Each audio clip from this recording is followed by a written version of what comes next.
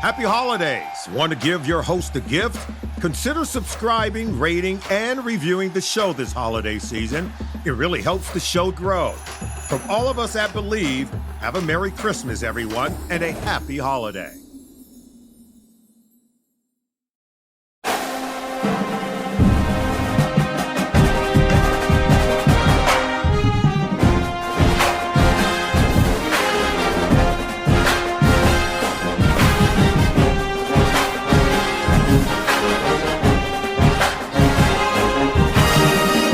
Trojan family, what's up? Welcome back to the USC LAFB show here on the LAFB network. I'm your host, Ryan Dyberd. Thank you, as always, for making this a part of your day. Hope everyone's had a fantastic weekend. Hope everyone's enjoying the Christmas and holiday season. As I said last video, I was up in Big Bear, but had to get on there quick with some big news. Obviously, with Mekhi Lemon winning the Biletnikoff and Wayman Jordan announcing officially he will be back.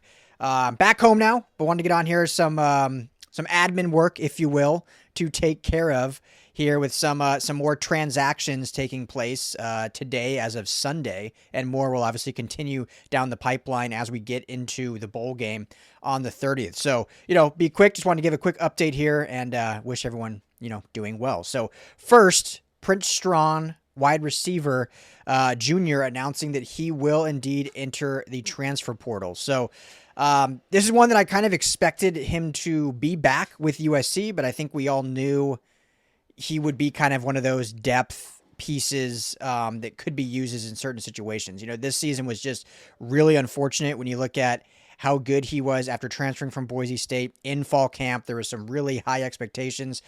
There was even some thought that he would actually be wide receiver 3, myself included, going into the year. It was kind of like, Mekhi Lemon, Jacoby Lane, and maybe Prince Strachan as that true wide receiver 3. Ultimately, Tanook Hines won that job in fall camp entering the season. And then Prince Strachan gets injured early in the season, ends up with a high ankle sprain, Coach Riley told us at one point, and could just never get back to full health. Anyone that's had a high ankle sprain knows that even if you're cleared to return, it takes a while to you are your true self in terms of cutting, route running, your high end speed, jumping, all that you need as a receiver. So unfortunately, I don't think he could ever get healthy enough to really crack into the rotation. And as we saw USC's offense, it was a much less receiver rotation anyway. And so with the idea that they will probably, we'll see, this is my opinion, they will probably go get a wide receiver 1 in the portal that they think can be a veteran presence wide receiver 1. The thought with that, plus the youth already on the roster, plus the 6 freshmen coming in, it was probably deemed best for him to go find an opportunity where he can get some more playing time. So you kind of look at the true returning. So let's not even look at the 6 freshmen coming in yet, which I'll talk about in just a second. I've talked about them a ton. But when you look at who's returning, you really have, and this is as of Sunday, December 14th. So we'll see if any more guys, they end up entering the portal. But Zacharias Williams, I do believe they have a high future with him. I think they see him also as a returner. So there's added value there. If he didn't get hurt, I think he would have ultimately been the punt and potentially kick returner, but he gets hurt. So then Mekhi Lemon obviously takes that role, and it was more of a trust thing that they just feel really comfortable with him back there, as we saw, zero. I don't think any fan ever had heart palpitations when he was back returning punts. He made it just look effortless. Even if he didn't return any, you knew there was going to be no turnover. So, but I think Zacharias Williams, there was true plans for him to take that special teams role. So I think that adds his value to coming back because he can add that to his repertoire. Obviously, some other guys will compete for that. But then he's kind of the elder statesman, if you will, in the room. Because you look at it, you've got, so him will be, which he only played in 3 games, so he will be able to enact that red shirt. Remember, he came over as a true freshman, played a great true freshman season for Utah, transferred in, became a true sophomore, but only played in 3 games this year. So he should be able to redshirt this year, adding to eligibility if he so desires, which, you would assume so. So, but you look at who's really for sure back, it's going to be him. Obviously, Tanook Hines is, as of right now, your wide receiver 1. And then, basically Corey Sims and Romero Eisen, who are both obviously true freshmen. They'll be redshirt freshmen going into next year. So really, you'll have a redshirt sophomore in Zacharias Williams, a sophomore in Tanook Hines, and 2 redshirt freshmen and Corey Sims and Ramiro Eisen. So, because Mekhi Lemon, I remember I spoke with someone that said he actually kind of, at the very end of the season, was like, hey, I kind of want to run this back. But I'm sure his camp will be like, you're going to be the first receiver taken in the draft. Like, you don't pass that up for any risk that can come with that. So Mekhi Lemon will be gone. Jacoby Lane, still don't know. I don't want to sit here and totally make 100% guarantee projections, but I would lean towards him going to the draft. I think he loves being a USC Trojan. I don't think he loves being a student athlete. And that's a lot of kids, right? Like, you're there to play football, but there are stuff that come along with being a student athlete. I'm not saying it in any negative way. I just think he sees the opportunity like, okay, cool. Now I can just go and have this fully be my job in the NFL. And even with his injuries, I think he'll still be a second-round pick. I just think you see the ceiling, the measurables, the intangibles that he has. He'll still, I think, be able to be in that second round, maybe third round, but then go and, obviously get his playing career going early. So I expect him to go. I wouldn't be shocked if he comes back. It would obviously be great for the Trojans because they wouldn't need to go to the portal. They could basically say, great, Jacoby Lane and Tanook Hines. We got Zacharias Williams. We got Corey Sims and Eisen, and then we got our 6 freshmen all coming up. Like, that would be enough to not have to go to the portal. But if he does go, they will likely go and get a wide receiver 1 in the portal. We've mentioned Nick Marsh a bunch. There will be other receivers, especially when these playoffs get rolling or finish up. That will enter, so there will be availability for a guy that's, had 700-800 yards already, been there, done that can come in and kind of lead the room if need be. When you look at the freshmen coming in, and I've said this a bunch, so I'll be very quick, Boobie Feaster's going to make an impact day one. We saw Tanook Hines great as a freshman. Boobie Feaster will play as a freshman.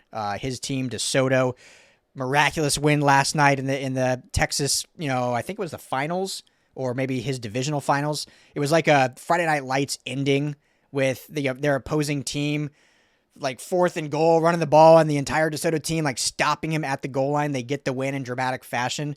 But Bowie Feaster, another tremendous game, tremendous season. I think broke the Texas state record for receiving yards. So he will be playing next year as a freshman. Now, you don't want him to be wide receiver, or you don't want to be forced for him to be wide receiver 1. But you shouldn't be scared at all of giving him playing time early and often. So he'll be 1. Trent Mosley's going to play next year. Trent Mosley, I think, proved through the later stretch of the season that he might be the best receiver in California and was egregiously underrated by all these recruiting services. The fact that I think Rivals had him as like the 68th ranked receiver in high school football is more than laughable. It's actually just downright disrespectful. I don't want to sound dramatic, but he's that good. Get the ball in his hands. 3 touchdowns last night against De La Salle to win the Open Championship of the state of California, as Santa Margarita, led by Carson Palmer and Coach Fafita on defense, just absolutely dominated De La Salle. And I mean, that program turnaround at Santa Margarita, the dominance that they showed as the season continued to go on, when you look at offensively and defensively, Samoto Katawanga had a blocked field goal in that game last night. Really exciting. But Trent Mosley will play next year as well. And he for sure can play that like Mekhi Lemon role. I likened him to Zach Branch, what they wanted from Zachariah Branch as a freshman, kind of being that slot gadget guy. They move all over. I think Mosley can do that. But we saw more what this matured offense looks like and what Mekhi Lemon did, not at all as a gadget player, but what they were able to do with him from the slot and sometimes out of the backfield and whatnot. They can do that with Trent Mosley next year as a true freshman. And then I've said before, I think Luke Weaver is one of the most underrated receivers in this class. Just his size and speed alone. 6'3", 200 plus pounds, runs like a 4.4 40. So if he gets back fully healthy, he's another guy that I think it's going to be, he'll be like that Tanook Hines. Like this year, all of a sudden, like, whoa, Tanook Hines is wide receiver 3 in the depth chart. Like, it would not shock me if Luke Weaver's like playing in the week 1. Like, oh, okay, this freshman we didn't talk about a lot. He's looking really good. So I say all that, a lot of excitement, but with Prince Strachan announcing gone, I do think that they will for sure go to the portal to add someone. I assume more so for an actual like kind of wide receiver 1, but they could also just decide to go a vet presence that's more depth, but at least is a vet presence in the room and really just lean on the youth, but have a vet guy if necessary. Kind of like a Taj Washington type guy. I'm not saying the size and skill set, but more so as a role player that's maybe, I mean, Taj Washington kind of became the dude out of necessity when it was just him and Brendan Rice in year 2, but someone of that caliber that doesn't have to be wide receiver 1, but has 3 years of playing experience that you can lean on in, 3rd and 7 situations, but then lean on your young cats moving forward. So there's that. All right, people, serious question time. Did you know that driving high is considered driving under the influence? That's right. Driving under the influence of marijuana is against the law in every state. That means even in states where marijuana is legal. That means driving high could get you a DUI. And if you think law enforcement officers can't tell when you're driving high, well, you're wrong. If you're high, they can tell. Your friends can tell. Your coworkers can tell. Even your parents can tell. Everyone can tell. So what makes you think that law enforcement officers don't know when you're driving high?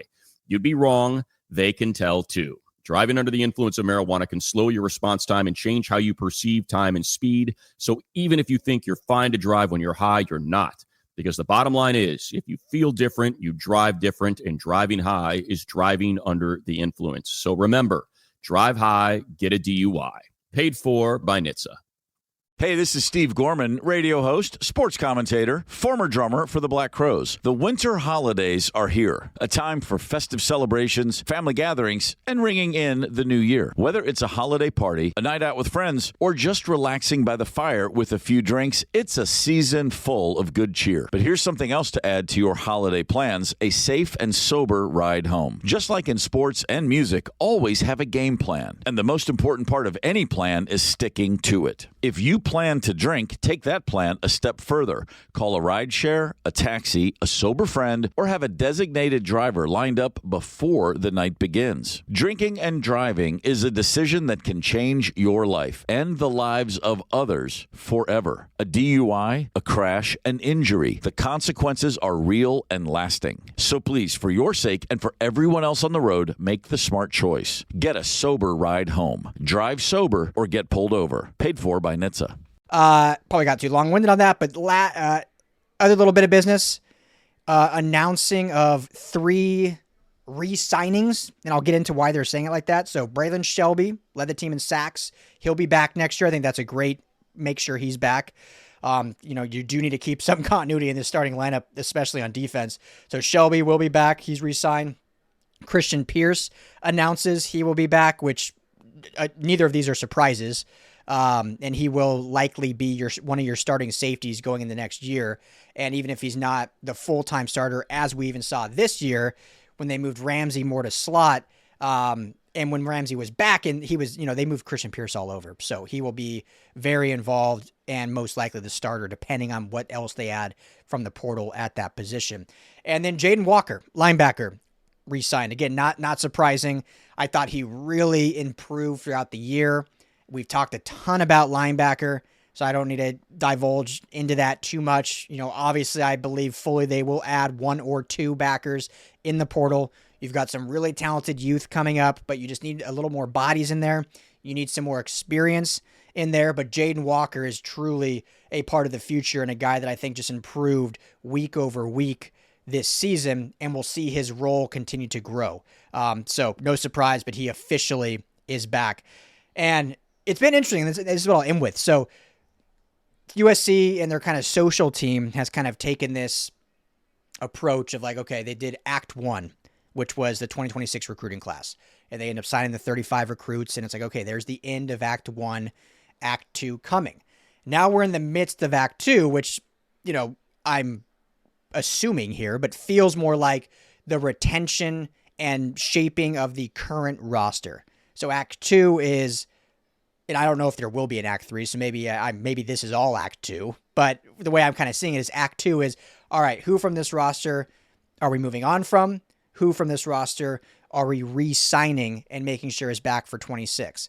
And so we're in the midst of that process right now, and they're treating it like a true professional football organization, even getting like the signing photo. If you go to their social media, they've got Jayden Walker, Christian Pierce, Braylan Shelby all sitting at the table with like the video monitor behind him that says signed, and they're like signing the piece of paper. So they're taking this true professional approach, which I think is really smart. Like, you could do it a number of different ways. I don't think you have to do it this way, but it's kind of fun. They've leaned into this in this era of college football. And with this front office staff and this GM and Chad Bowden kind of leading the charge in this regards, and I think it differentiates from some of the other programs in a way that USC wants to, right? Like with the moniker, the place to be, they're doing things that other programs are not doing, just like the city of LA does things that other college towns can't do just because of what LA is.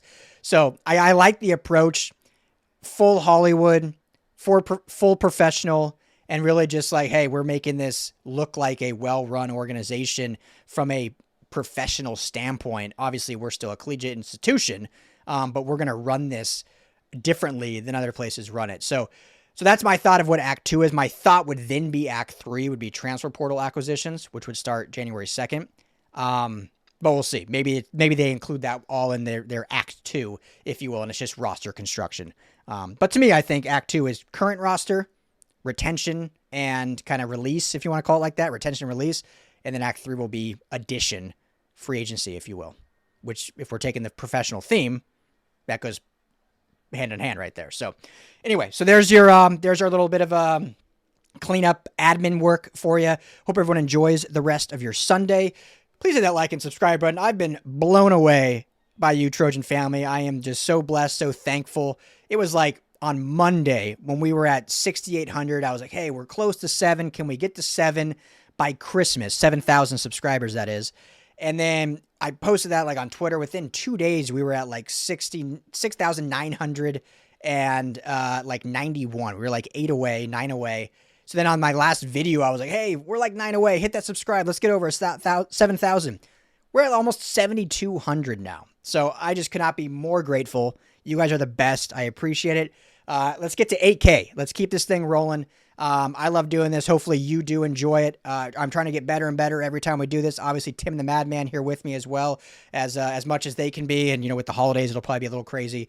But we're trying to keep at least the Wednesday call-in show with them too consistent. And then we'll have them more spread out throughout, especially into the new year. So let's keep it rolling. So hit that subscribe, become a member. If you so choose, you're going to get member perks such as merchandise discounts. Make sure to go check out our message board. I drop all the information there, just if it's quick and easy to digest. If you want just quick updates, that's where to go. LAFBnetwork.com, go to the forum and find the USC message board. So we're building a community right there as well, kind of a social experience, if you will, for our LAFB fan base. So appreciate you all. I'll be back maybe tonight, but certainly tomorrow with all things USC. Fight on. Hey, Trojan family, thank you so much for hanging out and watching the USC LAFB show. Before you go, let me tell you quickly about our friends over at Sleeper. Go right now, download the Sleeper app. It's the #1 sports app, not just for season-long fantasy, but they've got live pickers, they've got live stat updates, they've got a chat that you can chat with other users, plus the daily pick'em, which is a blast, or daily fantasy, whatever you want to call it. You go and pick 2 to 8 players across any sports. If you're talking USC, go choose Jayden Walker in his next matchup. Pick more or less passing yards, more or less touchdowns. You stack those, and you can win real money. When you go to make your first deposit, make sure you use our promo code USCLAFB. You're going to get a match deposit up to $100. Put in $100, you get $100 free to play with from Sleeper. Put in $10, they'll match you that $10. So now you're sitting at $20 to play with. But also right now, for any new users, no deposit required. You get $20 free entry. You can stack both. You can get the $20 for free. Go make a deposit. Use USC LAFB. And now you've got a bunch of free money to play with right there on the Sleeper app. Check it out, Trojan family. And when you do, tell them the guys at the USC LAFB sent you.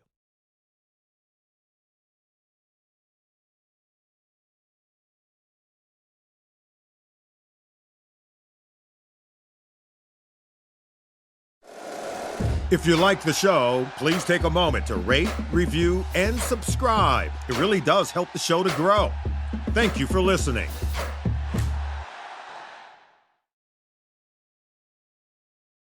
Happy holidays! Want to give your host a gift? Consider subscribing, rating, and reviewing the show this holiday season. It really helps the show grow. From all of us at Believe, have a Merry Christmas, everyone, and a Happy Holiday.